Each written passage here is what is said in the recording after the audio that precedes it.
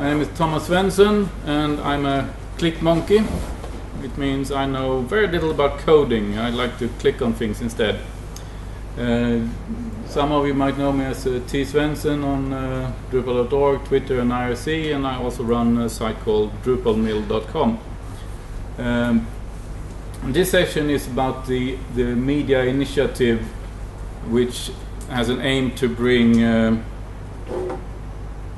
much better media management in Drupal. And before Drupal 7, media was pretty much something like this. One big giant construction yard going in all directions with incompatibility and well, everything in between. In Drupal 6 you had a couple of possibilities. You had with the most solid solution was based on image cache, image field, CCK, file field, and image API, which then became the foundation of what we now have in Drupal 7. But you also had things like embedded media field, IMC, insert, etc., etc., all with different UIs, different methods, and some worked together, some were incompatible, and so on. So it was a lot of trial and error to get everything working, and of course a whole bunch of modules to maintain.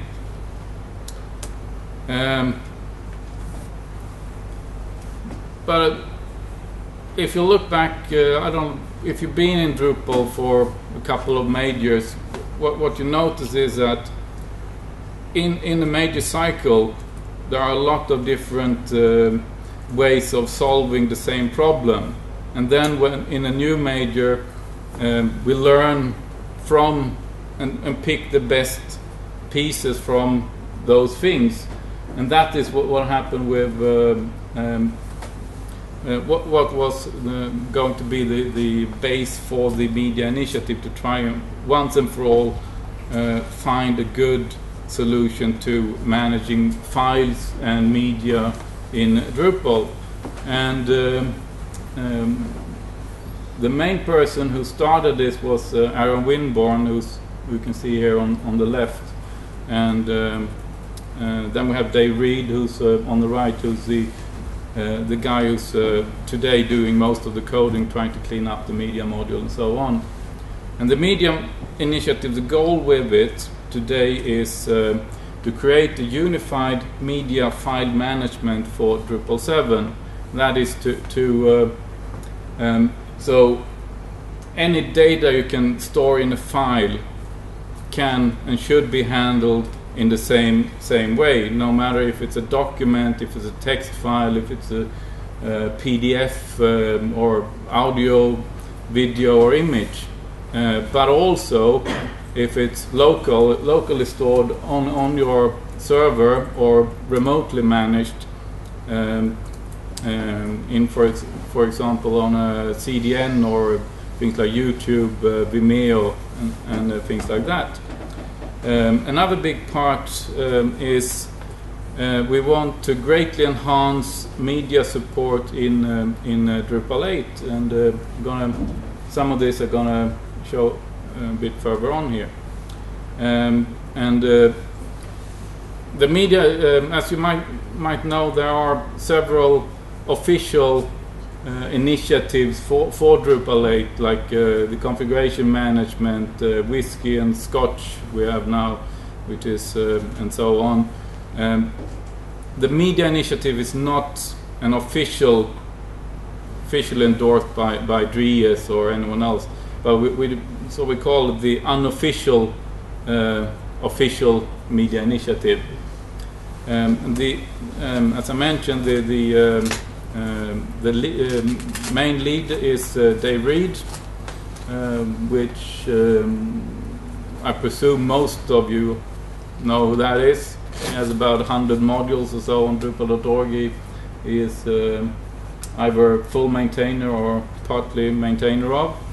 And then me, I'm sort of coordinating the media support squad, which is to do with helping out in the issue queue, testing patches, and helping out on IRC, and basically trying to help driving the development of media from a more of a user perspective.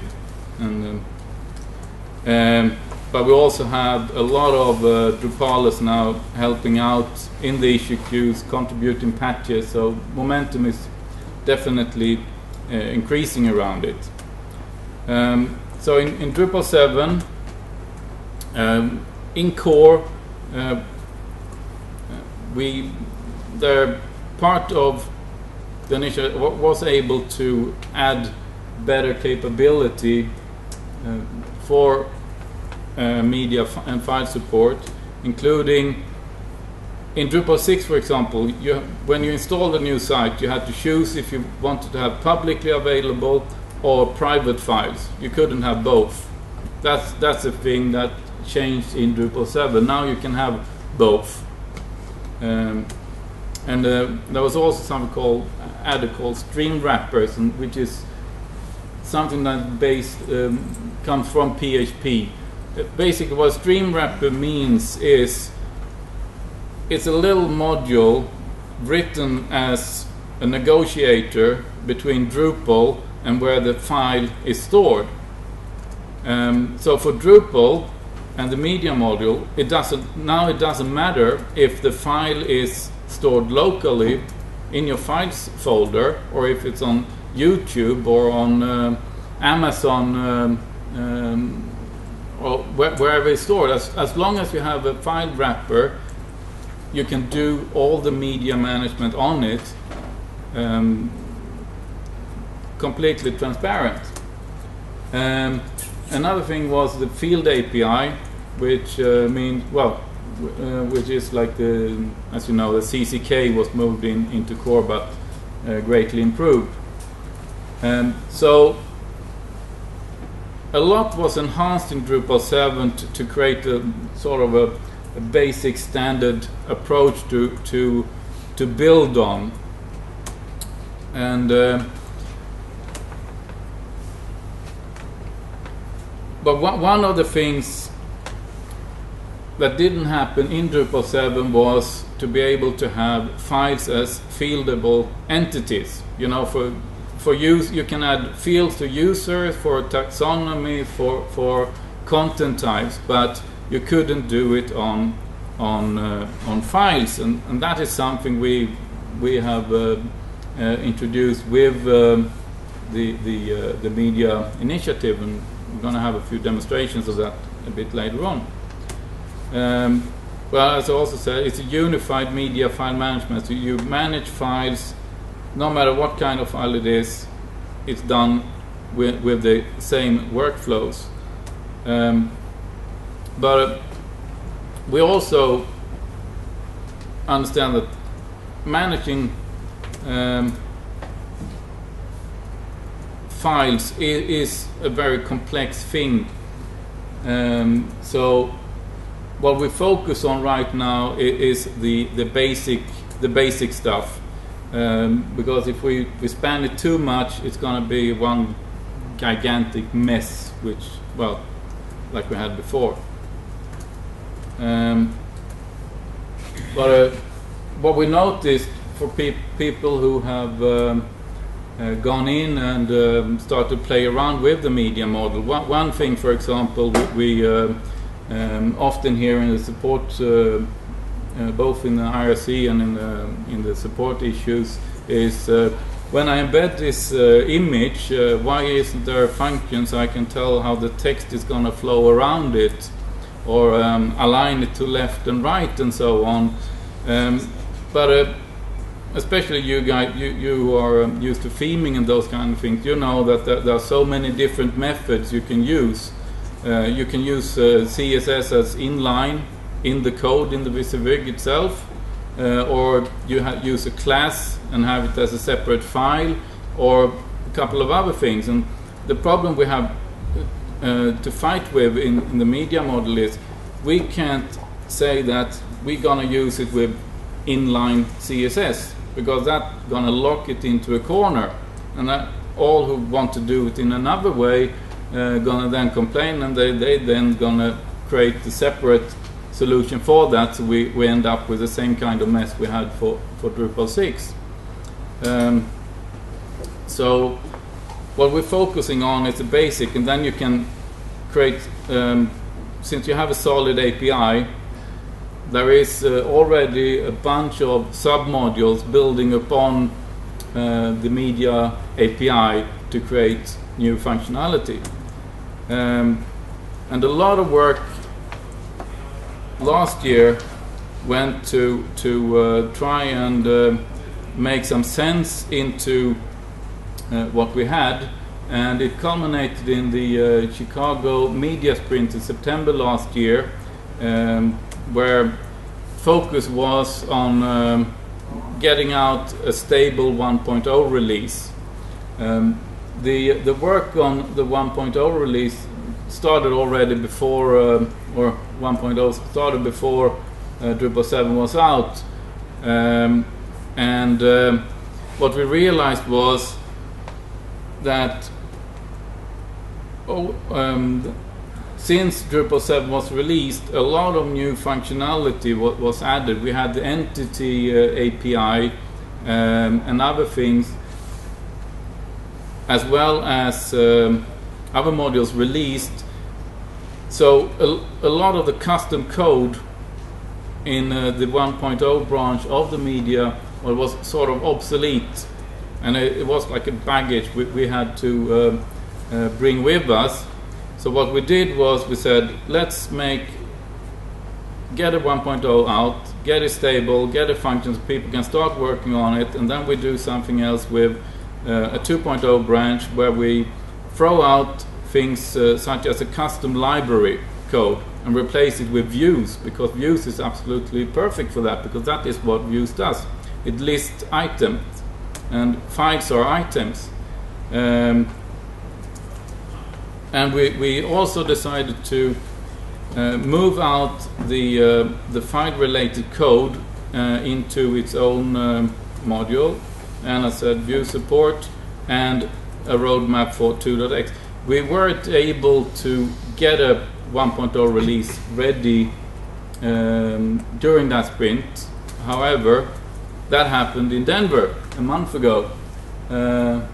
As you can see, this is the Friday media sprint. We had the guys up here to the right with the developers, and the guys to the left down there were more the testers and reviewers, and they were working on usability and UX and these kind of things. And we were able to get media 1.0 out. So what is the 1.0? It's a basic user interface for media files. It's a unified approach. It's a media browser, so you can easily reuse files you already have uploaded. And we also feature locked it, so we can focus on the 2.0 branch. So let's do a little demo of that. And just a little warning, I'm not very talented designer. This is basically rock standard stuff. Yeah, one second.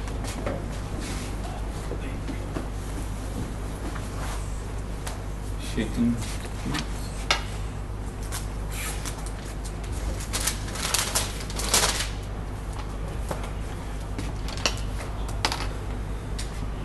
So, for those of you who worked in Drupal 6, when you added, for example, images, most of you probably created a content type called image, where you added the image and caption text and these kind of things. However, with the media, we now can work with files directly. So all these we see here is basically files stored locally, and you can go in and you can, for example, view etc. And these are available throughout the whole site.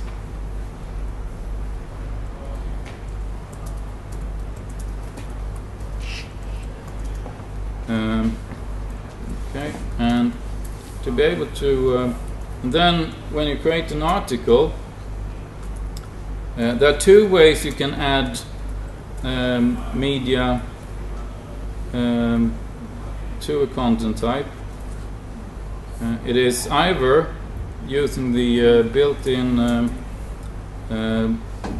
Visivik plugin, which works currently with CK Editor and TinyMC, and you simply select the picture. Let's see, pick one here. There we go.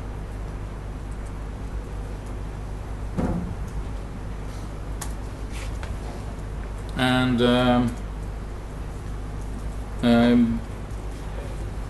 you can select the view modes you have, like the image styles and these kind of things. So right now I select the large one, and it simply embeds.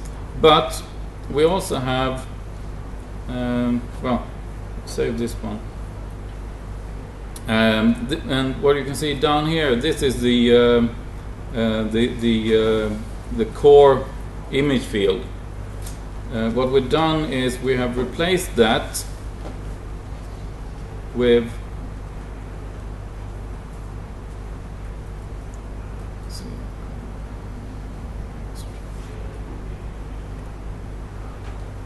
so if we go in field, manage fields, and the thing about the media model is we are building upon the core file field, so it's a drop-in replacement for it.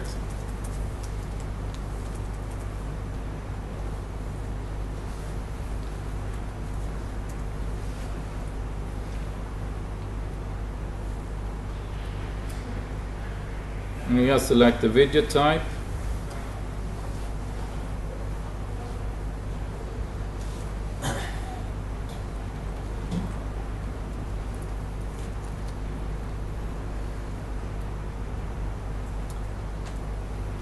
And what we can see here, you can, as you normally do, you can select the extensions for it. Oh, sorry about that. There we go. And as we can see, we have the allowed remote media types, because I have added modules for video as well as audio and internet. I have a module for being able to access remote files of these types. I've also added 2 sub-modules. Unfortunately, internet is not working here, for being able to easily embed both Vimeo and YouTube. We can also select the path where it's gonna be stored. And of course stuff like that.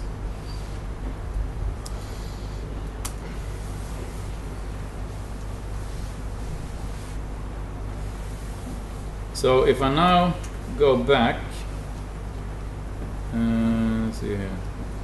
Well, I need to change the display here as well. It should be rendered file. There we go. And there we go. So if I now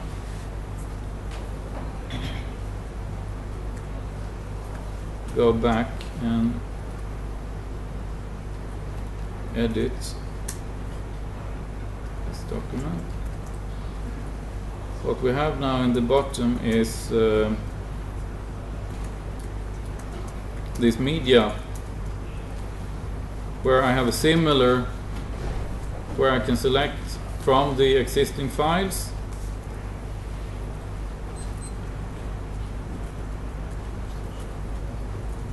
It takes a little bit of time. Or I can upload new ones. And well, we are in Gothenburg here, so let's see if we can find a good picture. I hope there is no guy supporters here. Så det var därför inte hitta något i biblioteket så att det ska stå in IP. Ah, look at that. Yeah. That explains it. Well, that's good. Good catch.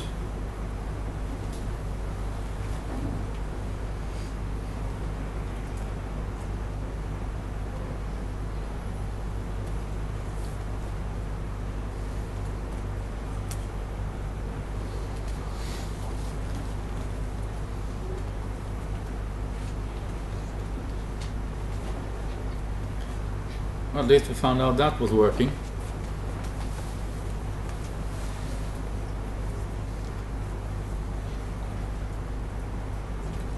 Okay.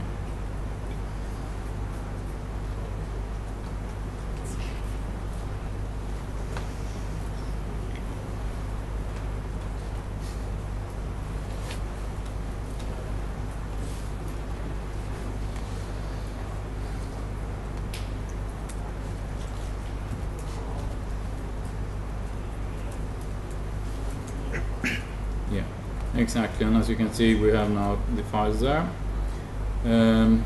but let's do an upload here.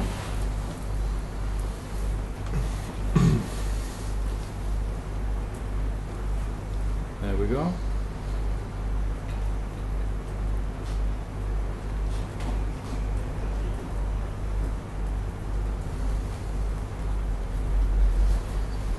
And it's viewed.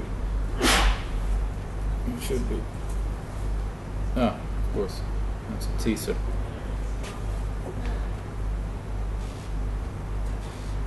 Huh? Is that not how? That shouldn't be like that. Found another bug.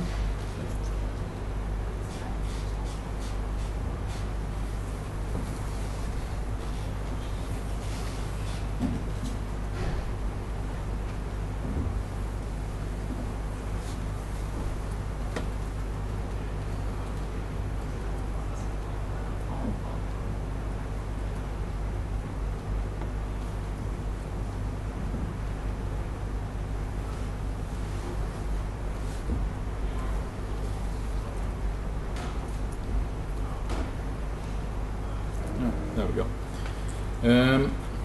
But I mean, this doesn't really differ very much from the current thing, current image field, except from the thing that, as you saw with the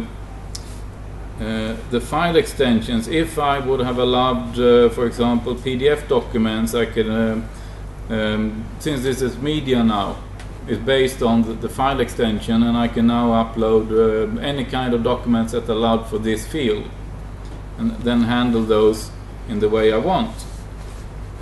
But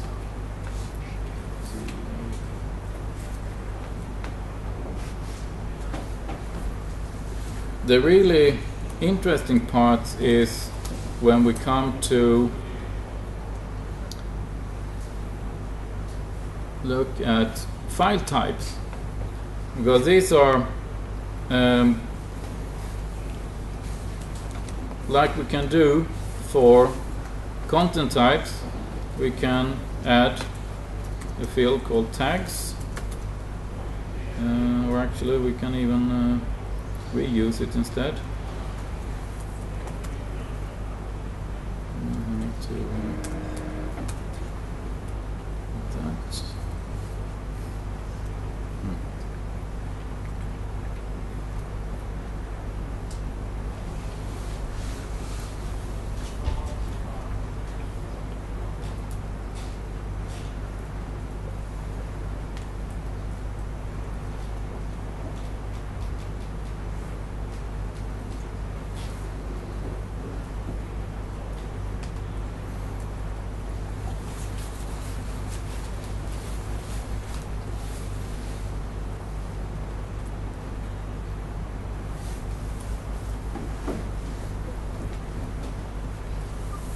and if we want to have, we can have a caption. Oops.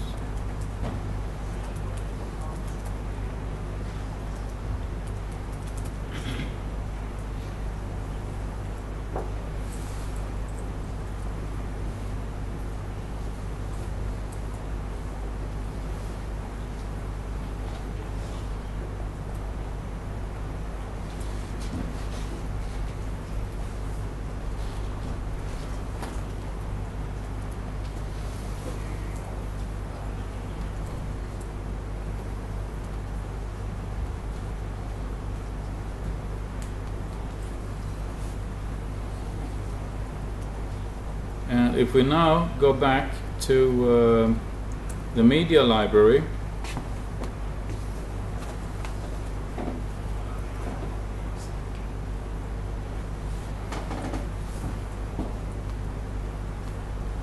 and we edit files, we now can have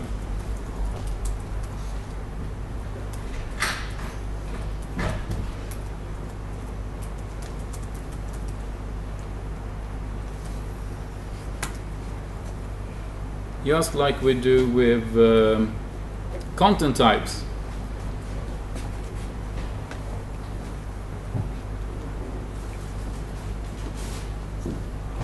But of course, right now you won't see much difference here. Still the same thing. But we go back to the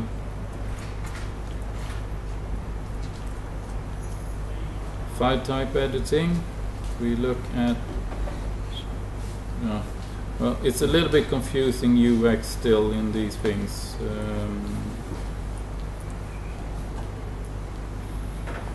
Yeah, I think it's in here. No, it's in here. And we had a large.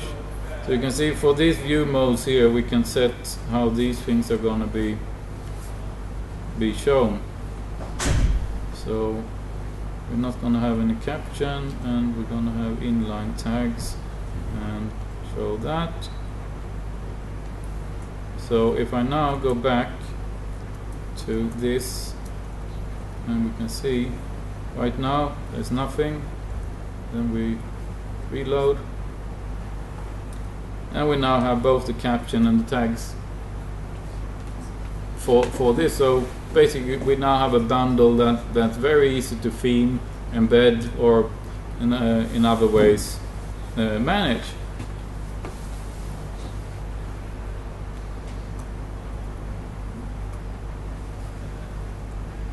There we go. And as I mentioned, with the Visivig is a little bit complicated. If you want to try that, I can quickly show you what you need to do to get this working, because a common mistake is people forget two things. You need to go into in text formats, for example. In text formats, you have an option called convert media tags to markup, because in the old days, what you did when you were embedding an image in the text area, what you did was basically embedding a link to a cached version. But what the media module does is adding a markup text, as you can see here. This is, for example, it tells this is a file ID, which you can see here. So it's basically this is file ID 54. You have attributes, you have the height, the width and height, and a lot of other stuff with it. And you can even, for example, if you should work, yeah. If you, for example, this is CK Editor's built-in image function, so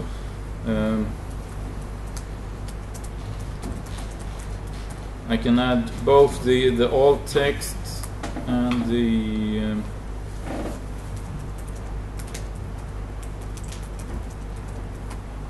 like that, and what you can see is those are now alt and title are in there. So if we save this, these are even preserved.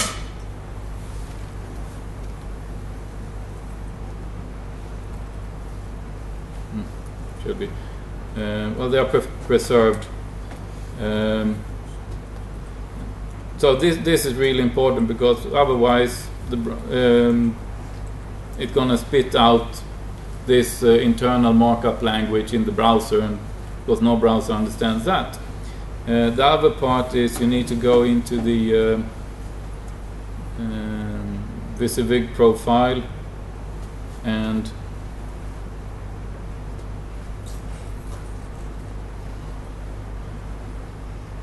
turn on the media browser plugin. So that's basically what the 1.0 branch is doing.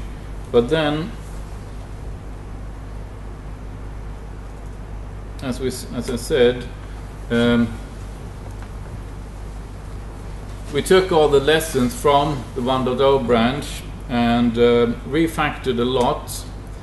For example, we spun off the file entity module, which is where you create the file types to its own module. So that's a separate module now, because we realized the media and the file, the media module itself is more like the presentation layer, and not all sites have a need for it, but all sites, most sites will be able to, would like to have fieldable files.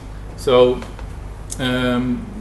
we spun that off to its own separate module, which we also aim to get most of the functionality into Drupal 8 core.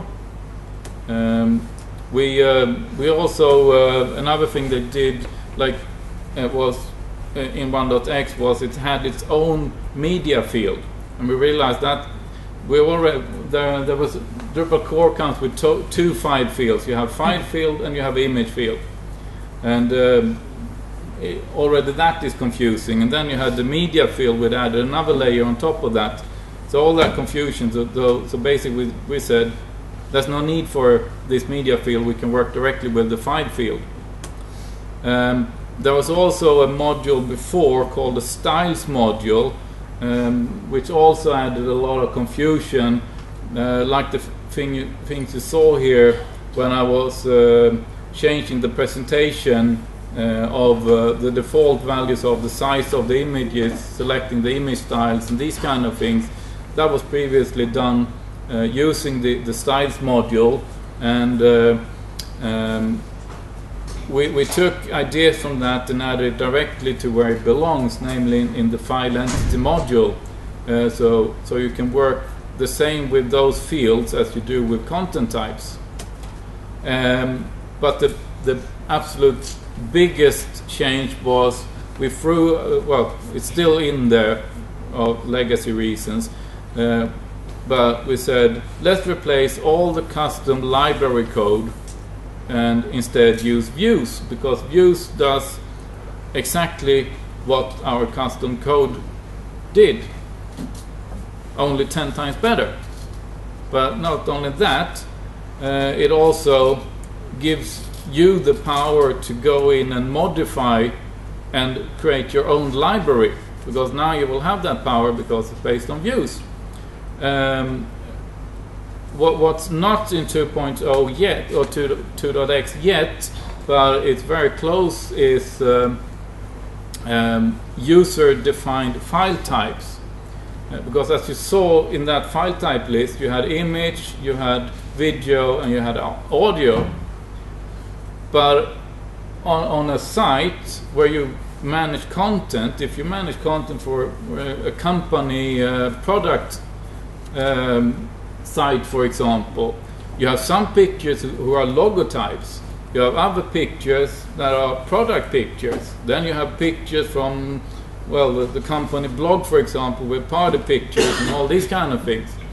And the 1.x version, you could only have one set of fields for each file type. So images all had the fields. As you saw, I added the tags and the caption, which means that those fields would be on the logo type, they would be on the product page, and they would be on the blog pictures. So what we're doing right now is basically liberating all that. So you will be able to create your own file types in the same fashion as you create content types. That means you can have a file type called logos, and the only thing you have in there could be a reference to a content type with a company bio or contact page or something like that. But not only that, you can even mix different file types in the same, well, it gets a bit complicated, file extensions. So you can have one file type that has both images, videos, and audio. That could be, for example, product media files. All those product media files will be able then to share the fields, tags, text, etc., etc. But thanks to views, you will be able to put filters, so you can then create automatically a slideshow using view slideshow, filter on the tags, which could be the product name, and get all the pictures in that file type and create an automatic slideshow. And every time you upload a new picture, that's added automatically to the file type. But it won't touch any of the videos or audio files who also are stored using that file type. And that's going to create an absolutely immense flexibility. And one other thing we also are looking into a lot is to improve the user experience and the usability of all these. As you can see, it's a lot of clicking back and forth to get things set up, and we know that it is tricky, but what we need to do right now is basically focus on the bottom, the foundation of all these, and then when we have that finished, that's when we're gonna make it easy to use. So what I can show you, for example, one thing we had in the 1.0 branch, you saw that when I needed to edit the tags field and the caption text in the 1.0 version, what I needed to do was to go into the media library. I can't in 1.x you can't do that directly from the node where you upload it, which means that you in 1.x you need to create the node, upload the pictures, go save that, go into the media library, locate those pictures, click on them, and edit. But in 2.0 what we've done is if we add a new file or a new article,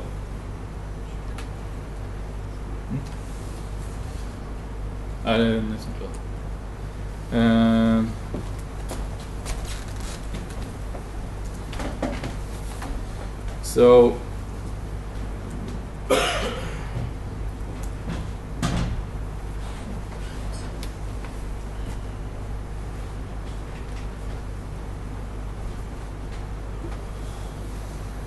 what we instead get is a nice edit button. So I have this uploaded, I just click on that and I can directly edit the name, the tags and the caption. And you can imagine if you are writing 10 articles in a day, or even news pieces, just short bit of text, but each of these have, let's say, 3 images, that's 30 images. And if you have to have a workflow where you first create the article, add the images, then have to close it down, go back and find all that. I mean, that's going to add 5-10 minutes minimum per article, and that's 2 hours extra work due to a bad workflow. But with this, you only upload it, you get the edit directly, and that saves a lot of time.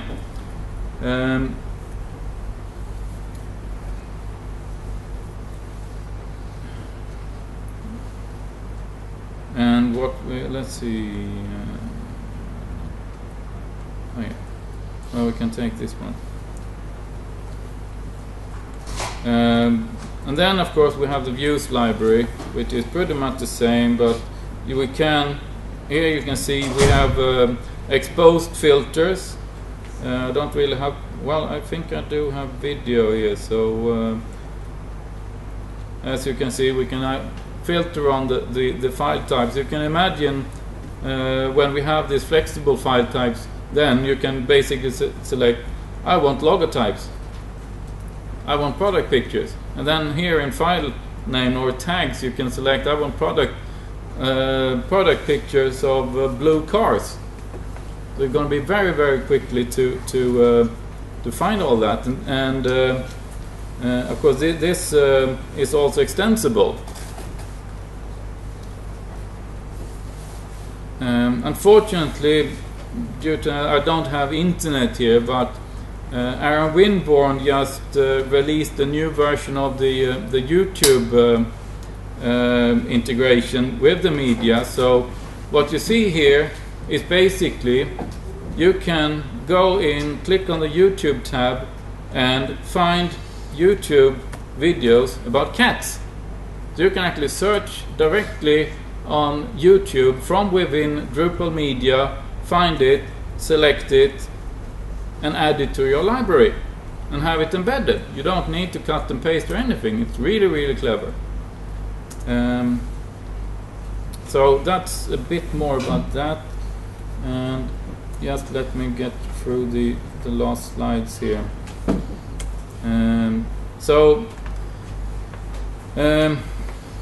As I mentioned, there's still a lot to do, but one point we're going to release a 1.1 version any day now. It might even be tomorrow or early next week. That one is usable. There will be, when we get further on in the 2.x, there will be an upgrade path for it.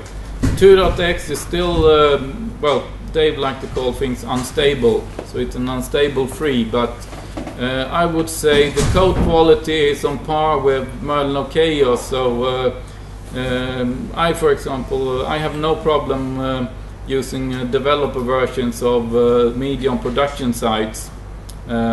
So if you can use 2.0, it's a little tricky sometimes, but it works. It's solid.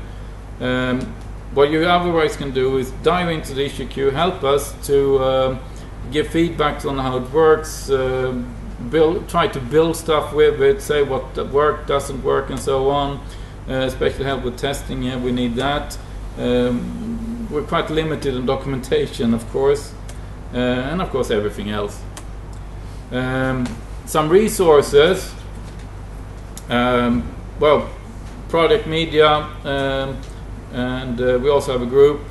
You have a roadmap here.